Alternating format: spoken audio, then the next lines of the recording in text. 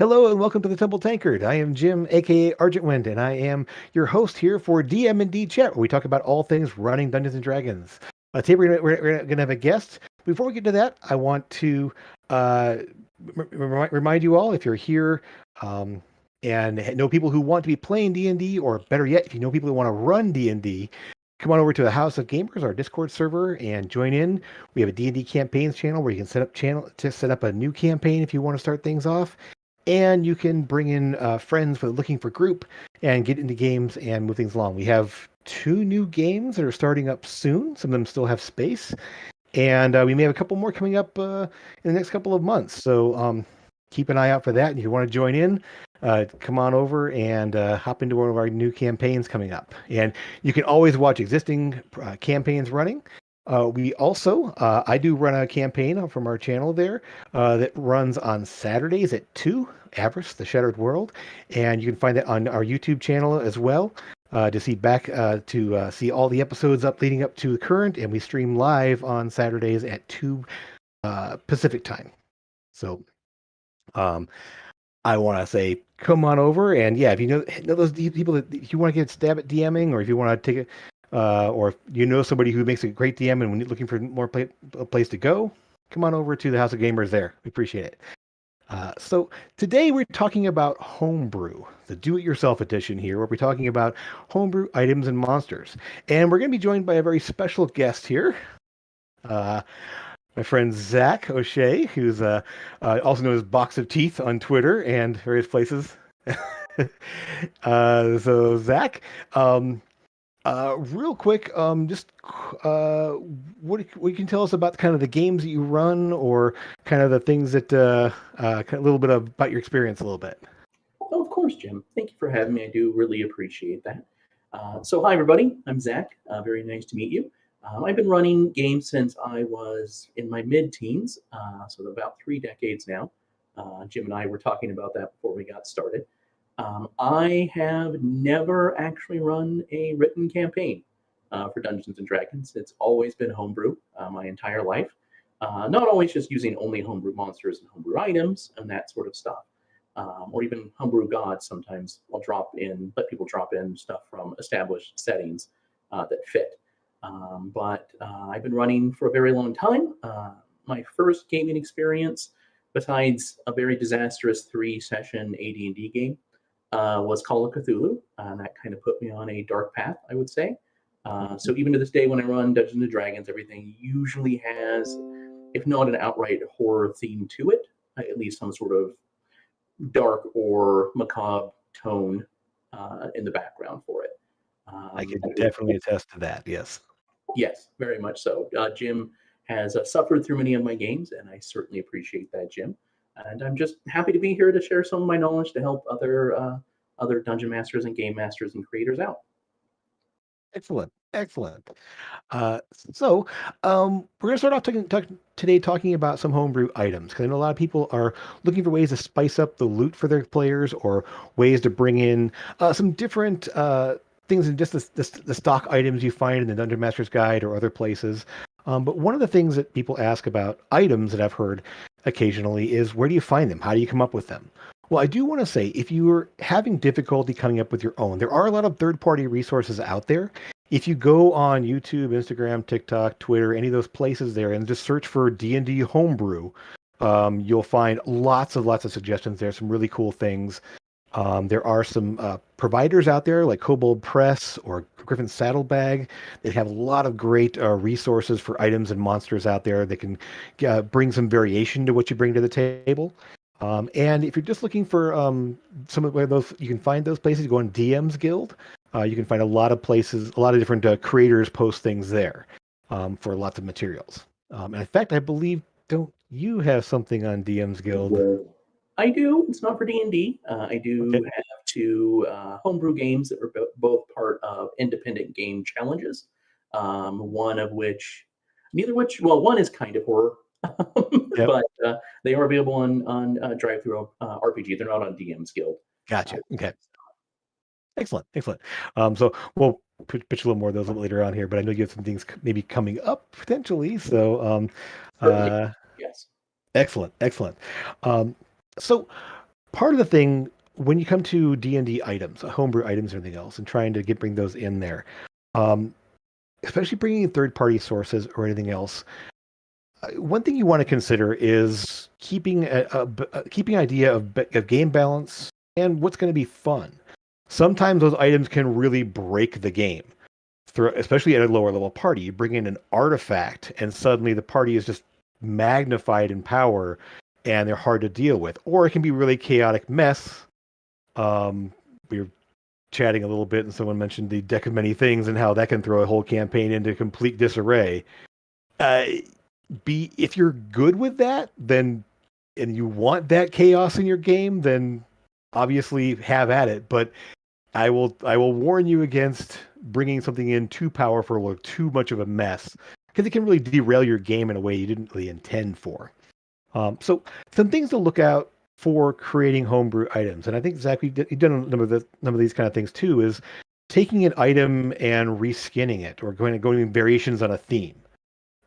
Taking an item that does like fire damage and saying, well, this a sword that does fire damage. Okay, well, this hammer does lightning damage.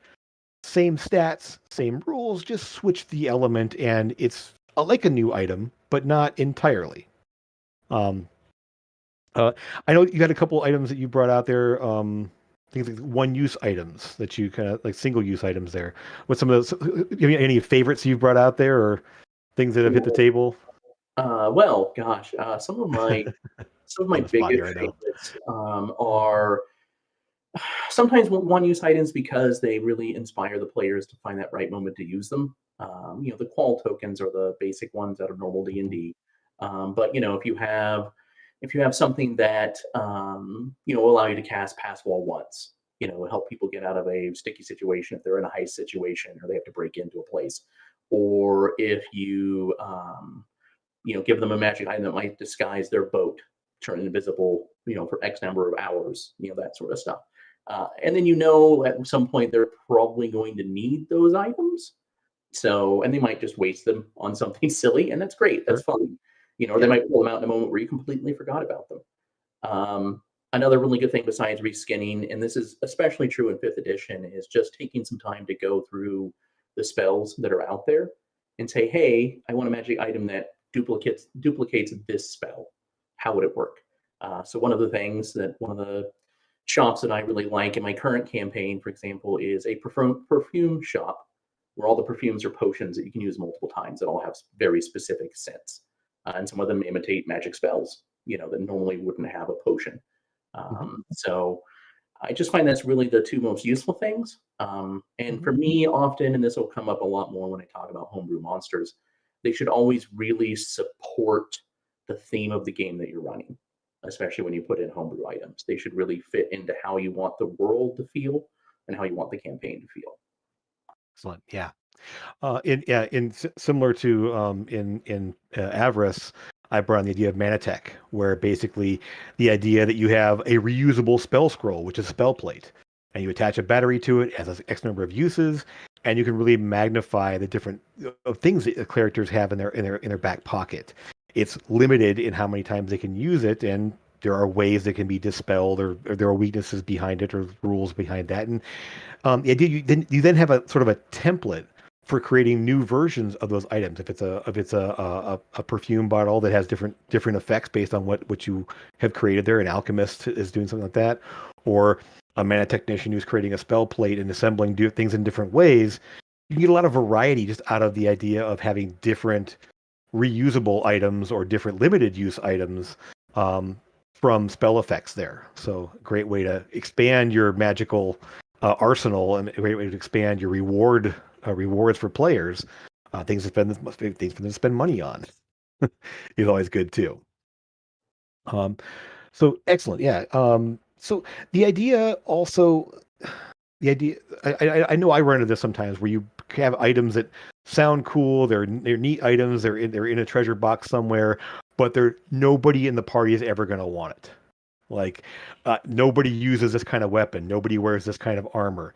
And so you end up having these items that just sort of sit there and either they don't use them or they vendor trash sell them off, or have you ever done anything where you basically had ways of trading them in, or essentially transferring enchantments or anything like that? So, I know I tried to do that in some of my games, and I'm not sure if it always works really well or not. I've never actually had anything where you could transfer enchantments and the like. Um, Honestly, having played in your game with the Magitech items, it's a system that Hmm. I really enjoy for that sort of thing. So I'm glad that you're continuing to use it. There's a couple of third-party supplements that have like rune stones and that sort of stuff that carry Hmm. magical effects. So you can move it like you find an armor that gives you, you know, let's say advantage on athletics jumping checks. You can take Hmm. that rune, you can move it to a different armor, that's been Cool. retrofitted for it, that sort of stuff. So I found that a third party product and really liked it. One thing that I always do in my campaigns, and some of you who are listening or Jim are used to this, I always have a place that is a magic shop, at least one, Hmm. where the person is willing to trade in those magic items, has other magic items that the players might find more useful. Because we've all run to that point where the campaign's been running for a while and the group goes to shop and they're like, okay, is anybody using the +2 shields? I don't think anybody's using the +2 shield. Or, oh yeah, we have a necklace of fireballs. Okay. I wish we would have remembered that. That sort of thing.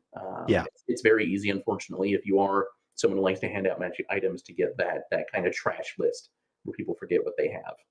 Yeah. Excellent. So yeah, so ways of trading in magic items for other magic items. Currently in a since Avarice is this in the third age is a very high magic setting. They have run into a vendor that can transfer an enchantment. So I have this item that's a really cool sword that I'd like to use, but it's non-magical, and I have a +1 hand axe which I'm never going to use. They can then transfer that +1 to that cool item that they carry around, sort of their signature item.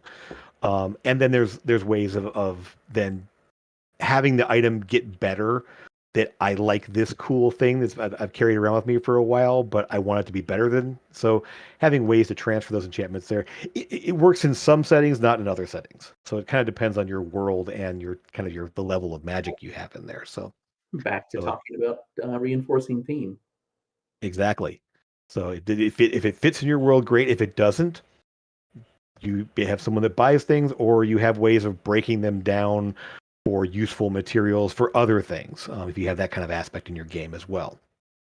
Um, and so the last thing I kind of want to talk about, like homebrew items here, and this is something I've kind of got into recently, and I know Zach, you have something very similar to this in your own world, is items that get more powerful with the players as they grow. The idea of having an item that my one of our players in the chat right now that has a hammer that's a family hammer that is slowly getting more powerful as she uses it because it's tied to her bloodline and tied to her background, and this is becoming more powerful as she gets more powerful. Um, similar in your campaign, like the artifacts, the gauntlets of Helm, or the other ones there. So my character has a set of gauntlets that gave me access to a clerical domain, and abilities that like leveled abilities that once I get to a certain level, it unlocks this next thing. Is there any other things like that you can think of that you've seen or worked with? For me, a big inspiration for that came from it was either 3 or 3.5. I think it was 3.5 for the Book of Exalted Deeds had Hmm. the ancestral weapon that you could take, where you could invest experience points into it as you were building up your character, so it grew along with you. And I thought that Yeah. was such a great concept because so often, yes, you have this magic sword, it's super cool, you love it, and you find a magic sword that's slightly better, or that bow's going to do far more damage. So this bow that I've been carrying for 5 levels, I'm just going to discard. Yeah. So it really helps that kind of character story and that character theme, and also Hmm. kind of going back to the Gauntlets of Helm that you referred, they're a really good way to kind of help the story progress because you go, okay, so why does this exist? What else is like it? That sort of thing. Um, so I've always found over the years it's become a really good way to help reinforce the coolness of a character. Excellent. Yeah, exactly. And so, yeah, when you have this sort of thing, it becomes sort of almost a signature item for you, or something that kind of isn't just you. You have this other thing that's really kind of built up into your identity, and kind of, I am the wielder of this. I am the bearer of this. It's kind of a cool thing that can kind of grow with you, and it doesn't just get tossed when the better one comes along. Especially in 5e with attunement slots. I mean, the idea that the attunement slots are precious, and it's Yeah. hard to deal with that sometimes. That's a whole other thing we can thinking about, like home rule situations with that. But again, depends on the platform you're using or the way you want to do things. But yeah, there's some ways to kind of get around some of those things there. I will say one thing I've done is I've actually created homebrew versions of items that don't require attunement. So and you can do that in D&D Beyond if you want to just create a homebrew item and just say this one's like this but doesn't require attunement. And so now you have an item that you can take with you that isn't going to be like, oh, I had to give up one of my attunement slots to use this. It's just too powerful. I can't give it up. So having some of that can be. Oh, definitely. One of the things you have not run into in this campaign somehow are item sets where they all take one attunement slot. Yep. You know, Yeah. Oh, it's well, that's I do because I have the vestments of Fantisma. yes, yes. So Yes, only and so yes, it's a whole outfit that a hero used to wear, a classical hero, and so it all takes one attunement slot. As you find each piece, you can keep using it. You don't have to worry about, mhm, oh well, now I can't use the hat because I want to use the mask, whatever it is. So mhm. Excellent. Yeah. So yeah, and the great sort of homebrew item there is having a set that counts as one. Or I know I know the um an item in my game here is a set of daggers that counts as one attunement slot, but they do something good when you use them together. Or yeah, or maybe a sword and shield combo or something like that, a combo item that can kind of count as one attunement slot. And so kind of fun that way. Um, okay, so yeah, homebrew items again, they can add a lot of spice, they can add a lot of fun, they can give you things your character can latch onto, and ways to kind of reward your players in ways that they may not have considered originally. But there's lots of fun things you can turn into.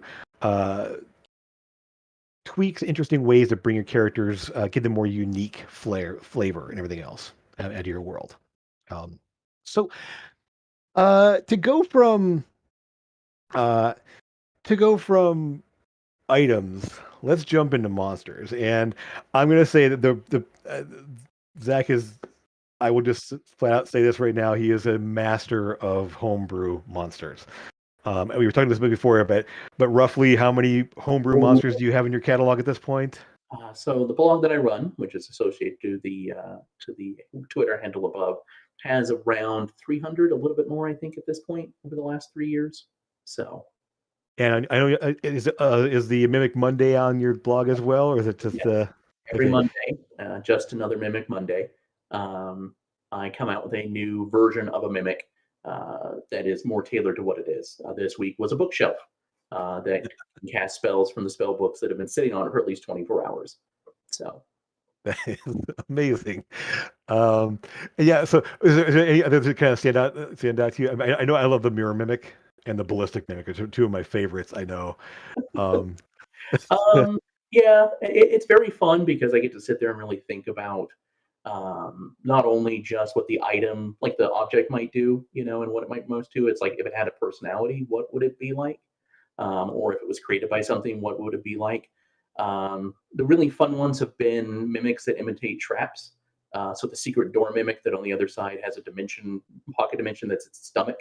That's what you break into, or the tile mimic that specifically sprays acid, so you think you've set off the acid trap, then it's reset, so you keep trying to re fix the trap again until it mhm. burns you down. It So just keeps spraying you every time you try it.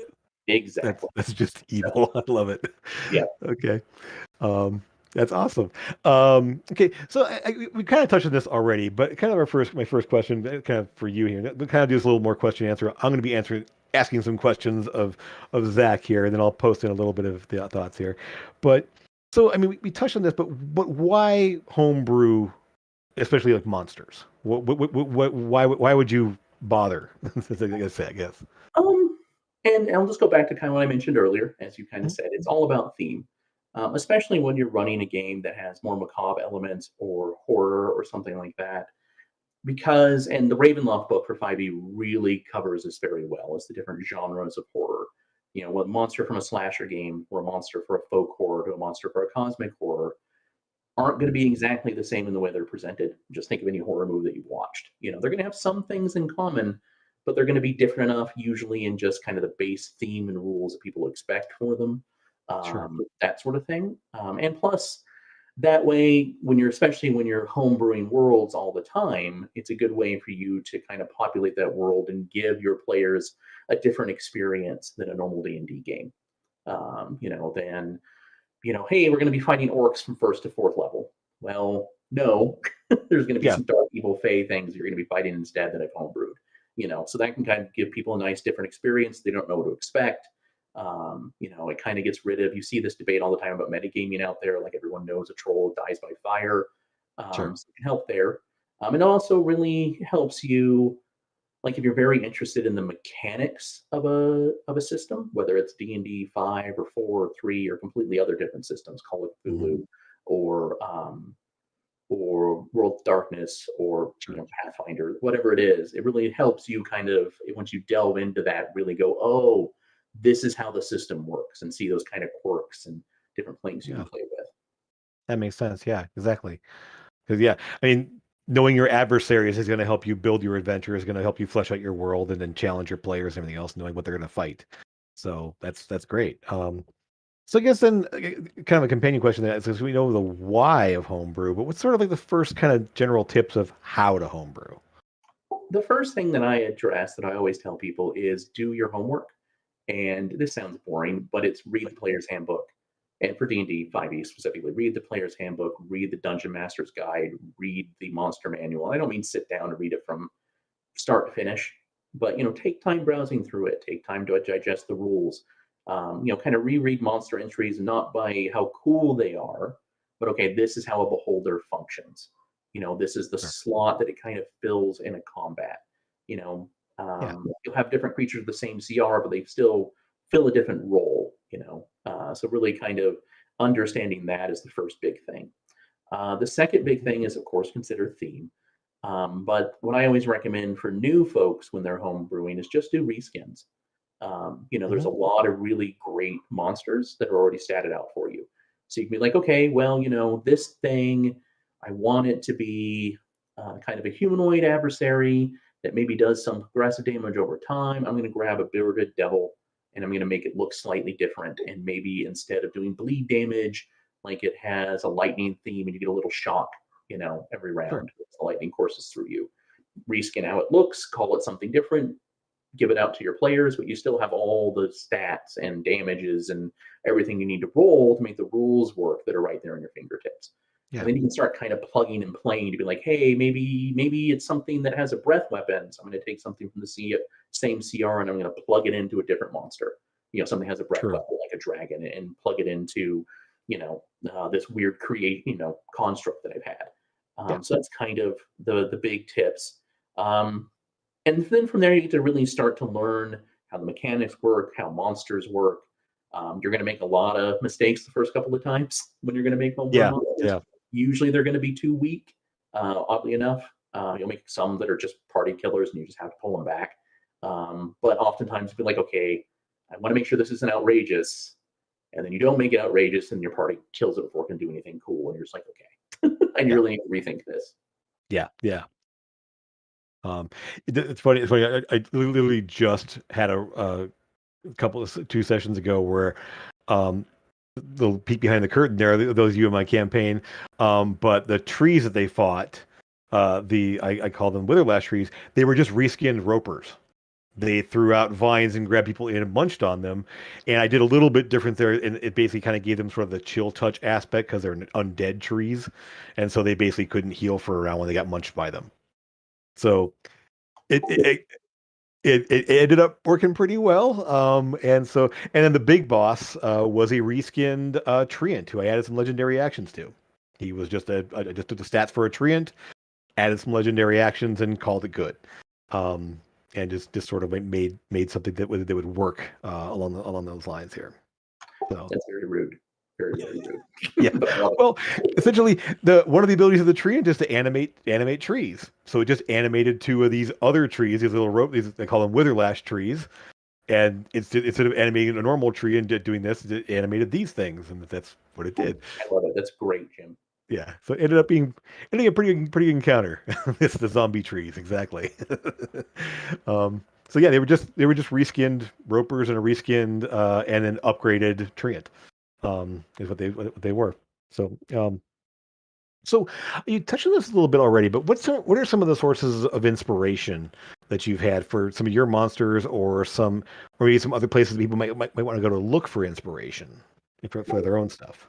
Um, for me, usually my inspiration comes from whatever the theme of the world I set ahead of time. I kind of Mhm. say this is the parameters of the kind of, again, I'll just refer it back to horror because it always creeps in. Yeah. What is the genre of horror I want to go for? And then I Mhm. look at, movies that I've watched, books that I've read, comics I've enjoyed that are in that genre. And what about those monsters did I like? Mhm. And then sometimes it's a name. I use a lot of time on thesaurus.com, where I'll be like, okay, this is something that desiccates. I don't want to use desiccator. So let's look at a word that's similar to that. Sure. Oddly enough, I find a lot of inspiration in Magic the Gathering cards because of how they name stuff. It's always been really Sure. fun because they'll do an adjective and a noun. You'll get like plague rat, but you also get like whirling, I don't know, death munchkin, whatever. Stuff Sure. like, Yeah. I mean, that sort of stuff. So that's New always enemy coming up, Rolling Death Monkeys. probably, yeah. Zombie trees or meaty skeleton trees, as Bernie just put it. Things like that. So that really is inspiration. A lot of art. So I have a lot of Pinterest that I watch, Okay. TV and art, kind of Googling just images. So I say, okay, I really want to make a monstrous tree, an undead tree. So I'll Google that and I'll look at it. Yeah. Um, and then oftentimes, as that idea is starting to form and I start statting out the monster, then my brain will decide to go, okay, here's some necromantic effects or some necromantic spells that you could add to it. What are some maybe that also creep in? What are some mechanics that the game has that don't often get played on? Like hit dice, Sure. or um, different, or maybe saves that don't get used very often, intelligence saves, charisma saves, that sort of stuff. So how would Yeah. that work into this monster to make it a little bit different of an encounter? Yeah. Exactly. So, um, and I think I mentioned this with talking about villains, and I think that, I mean, other sources, comic books and movies and stuff. I mean, just things that if you're right, pick your theme and then find something that fits within your theme to bring in, whatever that be. Excellent. Um, so again, you touched on this too a little bit here, but what makes so we talked about like homebrew monsters that fail. What are some of the things that can cause what makes a good homebrew monster, or a homebrew monster that doesn't work out so well? What sort of things have you found that tips the scales on those? I would say that what makes a bad homebrew monster is not really thinking through how mechanics work and how they'll play off of the other Mhm. mechanics the monster has or the other mechanics that are in the fight. So if you have a monster that is weak to fire that you've designed, a treant, for example, Sure. and you're playing a forest fire. That's the setting you have. That Sure. or if you make a mechanic that is too powerful, that will happen often too. For example, I would say 5e. We've all run to that banshee before. Where it's, Hmm. hey, this is a low CR, but it has a chance of wiping any level party. For Sure. me, I go, okay, yes, that's maybe an appropriate way for a banshee to work, but is that something I want to watch out for when I'm making monsters? Do I want to have it so it's, hey, everybody failed to roll, game over? You know, Yeah. so that's something I always watch out for. And I've made monsters that are a little too tough, and you see, somebody fail a roll, and then you wanted to be like, oh, okay, it's going to be a little bit of threat. Maybe your arm withers a little bit, and then they're dead, and you're like, oh Oops. no, okay, I got to pull this back now. Um, What have I done? exactly, exactly. No, I made this not challenging. Now it's brutal. Now it's adversarial. Yeah. That's the thing that I always find. If the monster comes across as adversarial and not challenging, then it's probably something you haven't done very well. Yeah. Um, and what makes a really good homebrew monster is one that your players laugh when you do it, and not laughter as in, haha, this is really dumb. or even silly, but laugh as in, oh, that is awesome. Yeah. You get done with the description or it does its first cool maneuver and your players will go, oh man, that's rad. Now let's kill it before it kills us. So, Exactly. Yeah. Awesome. Um, yeah. So, uh, exactly. And some of the monsters, I will say, just the ones we run into there, just the description comes out and the abilities are happening. Like, oh no, what is this? Oh dear God, what? How are we going to stop this? But yeah, I'm always impressed with the variety and the creativity that goes into a lot of especially a lot of your homebrew monsters there, and well, thank we you. kind of see if we can get a little bit of behind the curtain of one or two of them in a little bit here. Sounds Um, great. so I guess so then you mentioned this there. Uh, just to kind of clarify, what sort of changes do you make to a homebrew to increase the challenge? This we, So a lot of that will come with, again, kind of going off of mechanics that maybe aren't played on very often. You'll have a creature maybe that will steal hit dice from someone, mhm. or you'll have some, and if they don't have any hit dice, they gain exhaustion. It's Oh two wow, mechanics we right, don't deal with very often, but your players start going, oh, okay, this is going to be difficult because we can't rest after, right, or we short rested too many times, and now we're really screwed.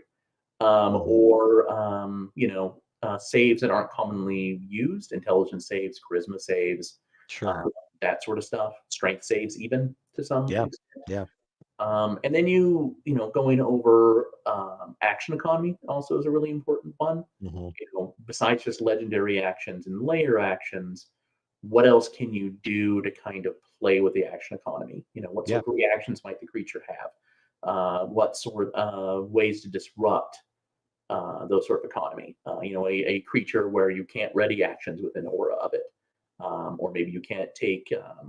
It messes with your impulse control, so you can't take dash actions. You can't take things like that. yeah, Little tiny types of actions. So those all kind of challenge because they play with the basic system and they really make players think about how do I get around this, as opposed to just straight I'm going to do a ton of damage. A really good example is the zombie trees you just brought up. hmm These trees, when they bite you, you can't heal. right, So, oh gosh, okay, we have to figure out a way to deal with this that's outside our normal hit it till it falls down. right, That's right. so. Excellent. Yeah. Um, have you ever had to make changes, and are you willing to? I do this all the time, but making changes on the fly, like just to either ratchet up something or to dial it back a bit. I mean, and what sort of things do you kind of have to kind of keep in mind when you do that? Um, so one of the big things there is I will say yes, just categorically yes. Yeah. Um, and it's okay if you're running the kind of game where it is things are set ahead of time, roles. What happens happens. That's great. That's fantastic. hmm I'm here to help facilitate a story, make sure my heroes shine, make sure they feel challenged, kind of have a good time and lots of laughter and maybe some faces they're talking about in the chat. But Yeah. so usually that becomes a okay. I know that I really want the monster to use this cool ability, and just hmm because the paladin rolled an alpha strike it, I'm going to make sure it can still use that cool ability. Right. Or, okay, giving to an example of, oh gosh, this thing is withering limbs. It's supposed to be a kind of a terrible effect, but the paladin just dropped, and I can foresee it killing the rest of the party, and I don't want the story to end right here, and they don't want the story to end right here. So I Right. need to kind of dial back maybe on its resistances. Like I Sure. know, that more than likely the wizard's going to now hit it with fireball. I was going to make it, fire resistant. Okay, now it's not anymore. Sure. That sort of stuff. So just to kind of, again, I don't want to say that players will always succeed because most of the time they will, but it should always have that threat that they won't. But at the hmm same time, you know, it should be fun for everyone at the table. Yeah. Excellent. Yeah, and exactly. I mean, adding a few more hit points or adding a resistance or removing a resistance to kind of let the counter like flow better and be more of a challenge there. One thing it's funny. I've done this a number of times here where I've had people just make the monsters make bad tactical decisions. Like they'll decide, I'm going to run over here and attack this guy and take the attack of opportunity they probably wouldn't have taken if they were thinking about it, or just not follow up on an attack that they might have done, or just miss an action somewhere or other. It's just, I mean, we all aren't, we all forget things all the time in terms of like, I should have done that. Well, there's no reason the monsters shouldn't do that too. And Right. so Mhm. an encounter you're running into where it's like if the monsters aren't always going to be tactically perfect, they're going to forget their bonus action or not take the attack or take the reaction here and they can't take it there. And so the idea of encounter design, the encounter playing out there, having to make those on the fly decisions, and yeah, it might be tweaking something up or down, or it might just be playing badly for a moment. So Yeah, I couldn't um, agree more. But again, folks, that isn't the kind of game they want to run or the kind of game they want to play in. That's perfectly okay too. yeah, absolutely, Everybody has a different table waiting for them. exactly. Um, All right. So I think got a bunch of people in chat. You know, has been really talkative, which is great. I love seeing that. It's awesome there. So I guess we kind of I got a number of questions that kind of came into me between games here, and so we'll kind of maybe start hit a couple of those here. And if you have any questions you want to throw up in chat, great. We'll kind of go there. But let's see. That's a good one here. I want to grab here. Um, let's see. I guess this is kind of fits in here, but the idea of making a homebrew world feel lived in, the idea that yes, we have things going on, and I know the theme is a big part of that, but are there other ways you can think of that makes your homebrew world feel more lived in and like it's a real place? What sort of things do you have an idea for that? My most important thing about that is to give a cast of NPCs for your players to interact with. Mm, Whether that is the towns they go to or traveling merchants on the road they might meet a couple of times, or even recurring rivals who aren't villains that will show up sure, every once in a while. So, and even the world itself should have a character. It should be the weather will really help set the mood. Make sure it's realistic. You know, sure. uh, unless you live in Nevada where it changes every day, um, and within Yeah, within the same day. But it should be one of those things where that's really important. Random encounter tables, I think, are also really important. I know you've talked about that before, I believe, a little bit, yeah, a bit. and I, But I'm not I saying they're all and I common. will admit, Yeah. I'll admit, I am not good with random encounter tables myself here. It's something that's a skill that I'm trying to work on. And so it's one of those things of like the idea of what becomes too random and what becomes, but again, if you're building a random encounter table that fits in your world, it becomes part of your world and something you expect to see. So it can really add a lot to it. I agree. It's kind of ends up being your And world becomes a character. it does. You really want to add a lot of prompts in there that have no combats, no Sure, mysteries to solve. In the game that you're playing, that many people have run into this encounter before, it's a guy who's giving away wine from his cart because he just had a child, and he's so excited about it that hmm he's just giving away his wine stock because he's a winemaker. And every time players are super suspicious, and they're like, "What the heck's going on? This guy's just throwing out wine." And it's just a yeah. guy who's happy It's to be. poison. There's nothing wrong with it. This guy's some sort of villain. Like, nope, he's just excited. Oh, we lost your sound there. They want to check your No, it's microphone. just a world that makes you feel lived in. So, Yes, exactly. It's like perfect. Yeah. So, yeah. So, yeah, NPC is a big deal. The world itself, and I think having fun shops that people go into and places there, and the shopkeepers being NPCs themselves that they can interact with and have fun with. Or I've been in games where the shopkeepers are all just either no personality or very surly. If you don't vary it up, it gets kind of old to go into the same place and well, this guy's gonna be a jerk, or maybe this guy's be a jerk, but this guy's good, or depending on what time of the day you go, you might get the cool person or the mean person, depending. So again, adds more character to the world there and makes it feel more lived in. Excellent. So I think And that make sure your NPCs do stuff when the player characters are not around. yes, yes, Always super um, important. absolutely. Let's see. I think we had a question. Oh, when should you not use a homebrew item? It's an interesting question. I'm not sure. For me, I would say if you're dealing with a lot of new players, because they're just Hmm, learning the system for the first time, and if you do something that is too far outside the norm, yeah, and they're not knowing that you're doing it outside the norm, they might be like, oh, okay, so that's how daggers work in D&D. yeah, They go and sit at someone else's table, and that's not how daggers work in D&D.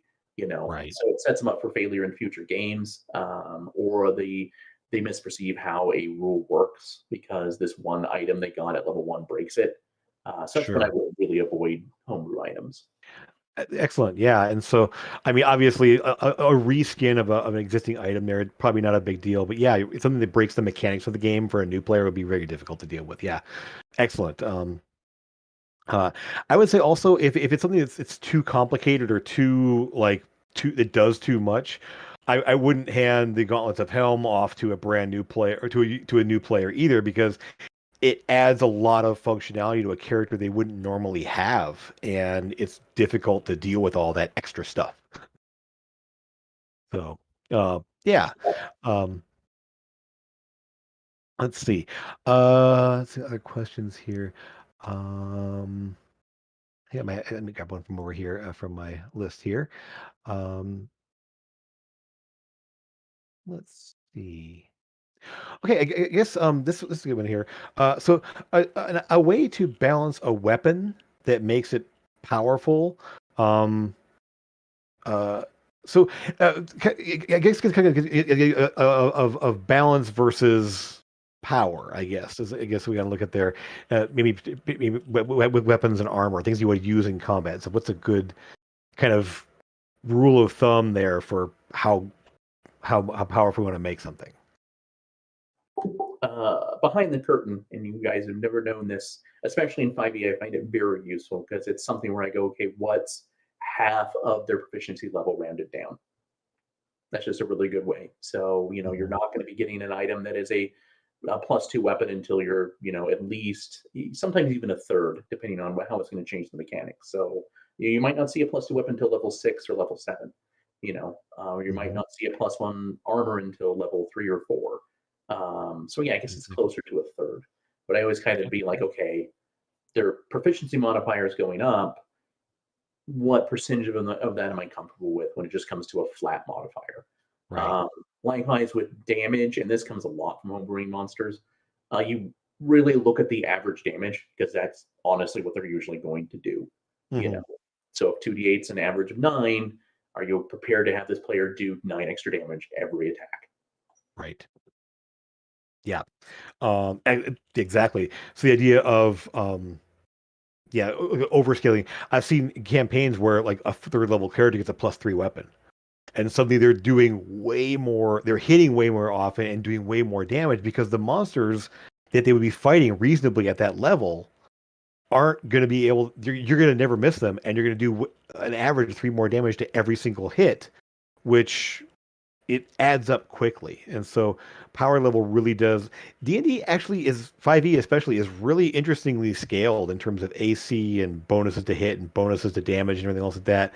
And so even a +1 or a +2 can throw that whole balance completely out of whack in a way that you'd never expect. One of the I'll say kind of warn against DMs out there for making items there. Increasing spell DC is a huge, huge thing. And it's something you probably want to try to avoid because I will tell you right now, spell DC goes up quick. And if you have an item that increases by 1, 2, or more than one, more than that, you're gonna make those monsters are never gonna be able to resist. They're always taking full damage, and it's gonna make the encounters go a lot faster. And same with the monsters. If by increasing the DC spell DC of a monster, or making you like it's a big deal. Even a +1 to a stat, a +1 to a stat modifier that increases their save DC, their saves can really pull their butt out of the fire. The idea of bless it being such a powerful thing, or bane on your enemies, that D4 can make or break so many different checks. So you really want to be careful of those static modifiers that modify spell DC. I've seen so many items that just break a encounter because of that. Because it'll stack with Bless and Bane. So keep that in mind too. So if they have a +2 DC to their spell modifiers, and you put Bane on the creature, and you do something that gives them disadvantage on the save, they don't have a chance, and it's going to trivialize a lot of encounters in a way you didn't expect. Um, so a question pop up in here. Where was it? How power should make? Oh, how power should you make one-use items compared to an item that can use multiple times every day? It's kind of a good something to consider. Any ideas around that? I think the instinct there is to make one-shot items much more powerful. Hmm. But usually, if I'm giving one-shot items to people, they're super utility items, like that item that gives you, make whole, not make whole. Passes. Yeah, What am I thinking? That's an old joke between us. pass wall. I think. Yeah, Asphalt, yeah, right? yeah. That's the one. Old Yeah, joke of somebody thinking that make whole didn't make something whole; it dug a hole. right. That sort of stuff. And usually, I tend to go for utility for one shot of items. Sure. It's big power, because if you give somebody an item that has big power, and we've all run into this when we play video games, we hold it until this is super important, Yeah, and either it ruins a super important encounter, or you never run anything super important enough to use it for. yeah. Or you eventually just forget you even have it because you've been hoarding it for so long, and like, oh God, that's right. I had that fireball potion I can throw out and do a 8d6 fireball. And yeah, so especially something you can't get there. So yeah, the idea that one use items, try to make them utilitarian, or the idea like potions of giant strength. I find that they often don't get used because I'm gonna wait until this encounter to use it, and so um, even items that have one use per day, in Zach's game here, my character, as a Goliath fighter, has a demolition derby. Love this thing here. It lets him enlarge for 1 minute, but once a day. And I kept finding that I would try to save it for a certain encounter, and I would try to save it for a certain encounter, or I'd have it in situations where suddenly we were underground in a place where I couldn't enlarge because a Goliath suddenly turning 15 feet tall inside a building has a problem now. And so it became a cool thing to have, but it was something that I couldn't find a good use for a lot of times. And so I think it's a really cool thing that when you can use it, it's really cool. But again, it becomes an awesome thing you use once in a while. So you can think of it being fairly powerful, but it has limited functionality based on your situation. So again, it can be a good thing for your party. Like I think the little bag of tricks they have to pull out in certain situations could really make encounters different from one another too. Like all of a sudden, this where you suddenly do use your giant strength or something there, you now have a different encounter than you had the last three encounters you had where you didn't have that. So something to consider for those. Um, let's see. I think there's a question there specifically for me above that one. Let's see. Oh, is there anything that you think is too unreasonable to be a mimic in disguise? I shy away from anything organic. There is always those arguments that a corpse is actually an object, but I think that kind of defeats the whole purpose of a mimic. Um, and I will also shy away from anything that is too puerile. I guess the best way to put it: chamber pot mimics, Sure. outhouse mimics. Oh, outhouse mimics maybe because that's kind of funny. Yeah, But that'd be funny. Yeah. I don't want to be in a situation where you're. Please describe how your character is defecating for me. All right, you get attacked. That's Yeah. not. I mean, some people that's cool. That's the game you want to run, but it's Sure. Yeah. so. I would think that it'd be a little bit too mean to make a clothing mimic. I, I, Really? well, no, but the boot mimic, I remember seeing the boot mimic. That was pretty cool. I don't know. The idea of like putting on a shirt and then having the shirt like start eating me. Just it's a little bit, maybe a cloak or the boots were kind of interesting. Um, a prosthetic leg mimic that, I think that would be fantastic. yeah, especially if you're because I mean, in my world, and Zach is, my favorite mimic I've run into in Zach's game is the Busker Bucket. Um, the half elf minstrel there who has a bucket that they people toss coins and stuff into, and then realize that that's it just moved. So a little Busker Bucket there is a really fun little thing there. But the idea of having like in my world, I have a shopkeeper whose counter is a mimic. Like, and then another mimic. That mimic, he also has a juvenile mimic that's doubling as a prosthetic hand. It's a Warforged alchemist. Um, so kind of those symbiotic relationship mimics are kind of cool too. Um, but then it changes the flavor of mimics in your world too. So if mimics are supposed to be more of a danger or a crazy threat, those may not work. So you might want to be using like the classic door mimics or the classic or our fun little corpse cart mimic or gondola mimic. Some of the great mimics we've run into over the years. Um, let's see. Um, let's see. Let me grab one more question here. Unless you have one, Zach. Do you have anything you want to throw out there? I just want to point out that no, I would not give someone whose character needs fake leg a prosthetic mimic to be mean. That wouldn't be cool. Very true. Um, that would be pretty awful. That would be a pretty uncool thing to do. Yeah. Any questions from me? Yeah. So, how do you feel, Jim, about Mhm. intelligent magic items? Oh, good one. I will say I I shy away from items that are just too intelligent. For just for my purposes, the idea that an item like has a full on person, a member of the party almost, where they're basically trying to, it becomes more like I'm the character who wields the real character, which is I've seen that kind of thing work too, where I'm the dumb guy who wields the intelligent sword. The intelligent sword is doing all the talking, and I just swing it around in combat. It can be a fun sort of little way to do things, sort of for flavor or something like that. But I find that a lot of times the intelligent weapons either become too much of a focus or they become more of a joke. And finding a good balance in the middle there, like weapons that have like a low level intelligence, like we have a party member in my campaign right now that has a dagger that acts as a dagger of warning that has a degree of intelligence to it. It actually will tell people, "Hey, there's danger," but that's about the extent of what it does in terms of its capabilities. And so, again, too much intelligence becomes, as Lyle's mentioning here, more work for the DM. You get to now, are they in a cooperative or an adversarial relationship? Is the sword, is the magical item is the intelligent item trying to take control of the person that wields it? That's a whole nother dynamic you got to deal with there. And so I think there can be some fun ways to work it in, but it also brings a bit of a balance challenge there. So it's something you want to consider if you're bringing in a intelligent item. Well, then I'm going to put it back to you. What do you think about intelligent items? I don't think I've seen them in your games before.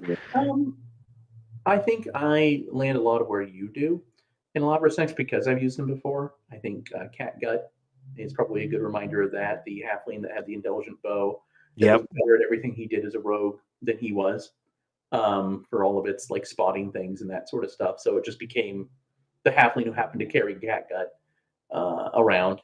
So you just got to be careful about that sort of thing. They can, definitely add a little something like what you just talked about. The dagger that warns of stuff. In one game, I had a shield named Oktung that was constantly trying to get player characters not to put themselves in danger. Be like, do you really want to charge that orc? That doesn't seem like a good idea. It's got a really big sword. But again, that's kind of more comedy relief.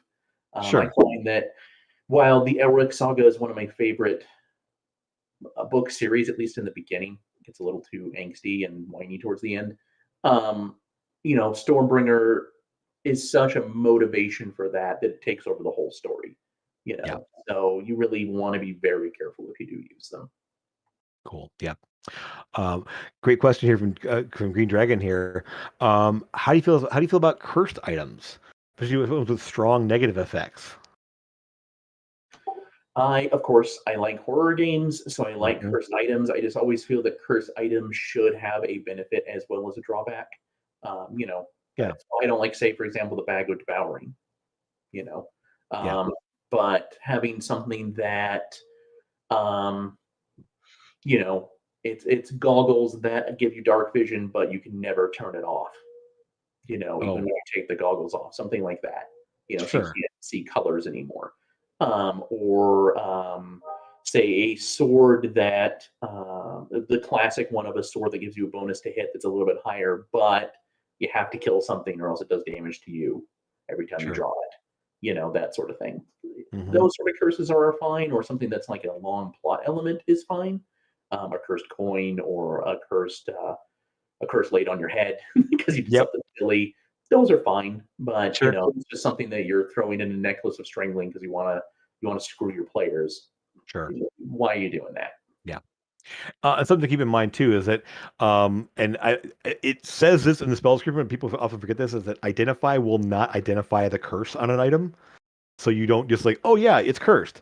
Because otherwise, what's the point of having a curse on an item if they can just like cast a first level spell and know it's cursed? So just remember that it doesn't identify this specifically. They will not tell you it's cursed, and a lot of times the curse doesn't activate until you attune it. So it's something to keep in mind here is that once you attune it, now you can't unattune it, and so it becomes an idea where that kind of comes into effect there. Um, it something to consider too is it will kind of add something to your player that they have to kind of role play. I've seen that if you've watched Critical Role. In campaign 1 and 2, characters got cursed items that had some pretty major effects. In campaign 2, the person got something that actually made it bad for the character to use this thing, but they couldn't not do it. And the player did a great job of like, no, I'm going to use this thing. I'm going to do this thing. Why are you doing that? It's a terrible thing to do. I'm going to do this. And it's like, so they became compelled to do something there. But again, it made for a fun story moment until they figure out, oh, this thing is cursed. Get this thing off of this person. That's why they're acting so weird. A really prominent one from the campaign that I'm running is the one that Skinner had, the Mhm. serial killer that does extra damage to female Yeah. characters. Yeah. But Roll Natural One, it targets the nearest female character. Even in your party. Got Yes. a member of the party, you're like, oh no. Yeah. So Yeah. those are always fun to pop up, but again, it's still one of those things that is still mostly useful. But at that point, the character was like, I'm gonna get remove curse. I'm gonna Yeah. put this away. I'm not gonna use this ever again. You know. Right. So And we always joke about, well, this is the time to use it, but at the same time, it's like it's again dealing with that curse is a problem. And when you have a party with that's that where it can affect the party, it can be bad things. So or affect NPCs you don't want to hurt, like you're trying to save somebody, and oh no, hit them. So um, yeah, it makes for some interesting things, but yeah, we watch out for that. So um, okay, well, we have time for one more question if you have one out there. Something else there might pop up here. But it'll be sort of our last question. If I don't see one from chat here in a minute, I'm probably going to go ahead and grab one more from my preloaded questions. This is what works for our thing here. Um, for today's stuff here. Okay. I think then yeah. Well, let's go ahead. And we're 2 minutes left here. We'll go ahead and call it. See if one pops up in the last second here. But um, I think yeah. So when it comes to homebrew monsters, just to kind of review a couple elements here. Again, reskinning monsters, great way to go. Knowing how monster mechanics work and how you can make them work for you and make them work in interesting ways to provide challenges to your party. Um, Knowing ways to balance action economy for your monsters is a good way to go. Think beyond just their actions, but maybe their bonus actions, reactions that they have, and then obviously for more powerful threats, those legendary and layer actions can be a big balancing factor into that there. And know that you can tweak and adjust things if you need to on the fly. If something's going a little bit too far of a challenge, way more challenge than you expected, and it's looking pretty bad, and you don't want the players to all die. I mean, I don't want to have to start over to end a campaign with everyone dying because I made a monster too powerful. So um, the idea of thinking of that, keep that in mind as you move along here. So tweaking things on the fly when you need to. Um, so keeping that in mind there. I think let's see our last Oh, okay. This is do this question here. Have you ever had a homebrew item you liked so much you use it in every campaign? I can't say that I have I, actually. I don't know that I've had a specific item, but like maybe certain items, like certain reusable items that I like to have appear in more than one campaign. But like a specific item, I don't think I've had like the sword passed down from campaign to campaign. But um, one thing I have had is where I've had people like legendary things of like there was a legend of this item or somebody had an item that they became famous for having, being that part of the lore, but not something the players were like handed down and got those kind of things there. So, um, but that can be something you might consider in your game if you want to have like a legendary sword that exists. The party may get that thing, and it may belong to uh somebody else in your campaign world that from a previous campaign that happened 30, 40 years ago, and now this item's been passed down. That could be a fun way to go that way too. There, but okay, I think we'll call it on there for today. I want to thank Zach O'Shea at Box of Teeth at Twitter and for being here today. I really I had a good time throwing things back and forth with you. Uh, It was a really um, great time too. Thank you for inviting me, Jim. oh, of More than course. happy to come back whenever you like, just to kind of chatter about stuff, whether it's monster related or anything campaign or role playing game related. So Excellent. as I always, talk. definitely will. Yeah, absolutely. I think I have some ideas for the future. Next week, we're going to be talking about magic, ways to use magic in the world, ways to kind of to tone magic as part of your world and your world building aspect there. Thanks to Lyle Fujin there, who threw that question to me a little while ago, and I wanted to kind of expand on that with this next episode here. So, Lyle, I hope you're here next week there and have some good questions to kind of beef that up. Appreciate that. I want to thank you all for watching. You've been great with the commentary and questions and everything else. It was a lot of fun having you all here. Again, if you're out there looking for a game, come to the House of Gamers Discord server. The link should be in the description below in the video, or you can just talk to me or anyone else that can get you that link as well if you want to get into this. Maybe looking for a new game or looking for new players for a game you want to run. Be awesome. We'd love to have you. And again, Saturdays, 2 o'clock, Avarice, The Shattered World, and a bunch of other campaigns on our channel as well, if you want to come and watch and hang out and enjoy. So again, thank you, Zach. Thank you, everyone. Thank you to Natalie, our producer, who did an amazing job setting all this up there and keeping things going. Really, really appreciate it there. And we'll see you again real soon. Hey, take care, everyone. Thanks.